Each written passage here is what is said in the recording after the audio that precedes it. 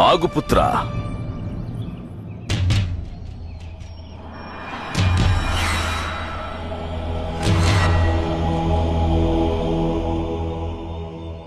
మీరు నా పాదాలను స్పృశించకండి. మిమ్మల్ని నేను ఆశీర్వదించలేను పుత్రా.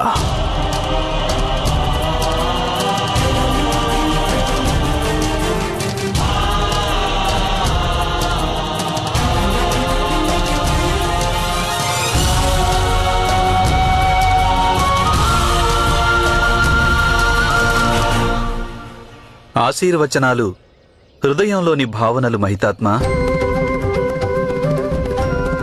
జలాశయంలో చేతులు ముంచిన వారికి జలం ప్రాప్తించి తీరుతుంది. జలాశయం తిరస్కరించజాలదు. ఇదే విధంగా పెద్దలకు ప్రణామం చేసే పిల్లలకు వారి ఆశీస్సులు లభించి తీరుతాయి.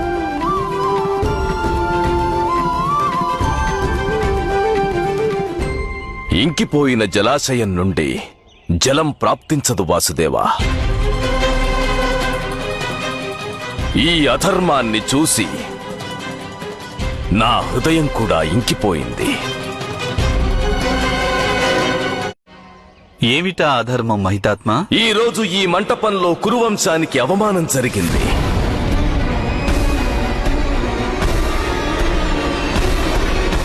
నిశ్చితార్థం జరిగిన కన్య వివాహం అన్యుడైన వరునితో జరగరాదు వాసుదేవా.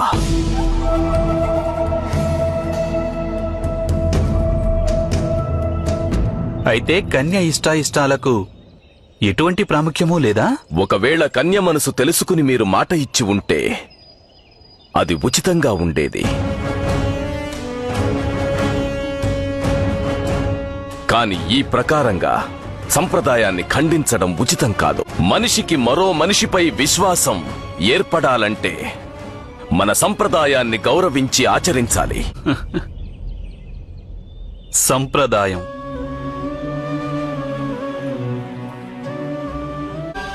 నాకు సంప్రదాయం పట్ల వ్యతిరేకత లేదు మహితాత్మ. కాని సంప్రదాయం ద్వేషానికి కారణమవుతుంటే, సుఖానికి మారుగా దుఃఖాన్ని ఇస్తుంటే, ఇక ఆ సంప్రదాయాన్ని భూమిలో పాతిపెట్టి కొత్త సంప్రదాయానికి నాంది పలుకవలసి ఉంటుంది. ఏ సంప్రదాయం సరైనదవుతుంది ఇది ఎవరు నిశ్చయిస్తారు? నీవా వాసుదేవా?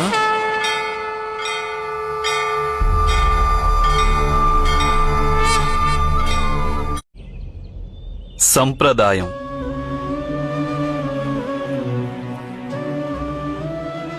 సంప్రదాయం మామిడి పండు వంటిదంటారు మహితాత్మ. పిందెగా ఉన్నప్పుడు దాని రుచి వగరుగా ఉంటుంది. కొంతకాలం తరువాత రుచి పుల్లగా మారుతుంది. ఎవరికి పులుపు ఇష్టమైతే వారు దానిని ఆరగించి ఆనందిస్తారు. అలా మరికొంతకాలం తరువాత అది మాధుర్యాన్ని అందిస్తుంది, అందరికీ ప్రీతిపాత్రమవుతుంది.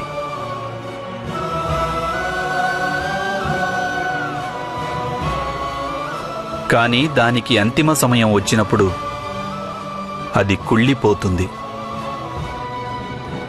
దాని నుండి దుర్గంధం వస్తుంది మహితాత్మ. దానిని తిన్నవారికి అనారోగ్యం వస్తుంది. ఇక చివరకు మిగిలేది పండులోని ఎండిన టెంకే. అది దేనికి పనికిరాదు.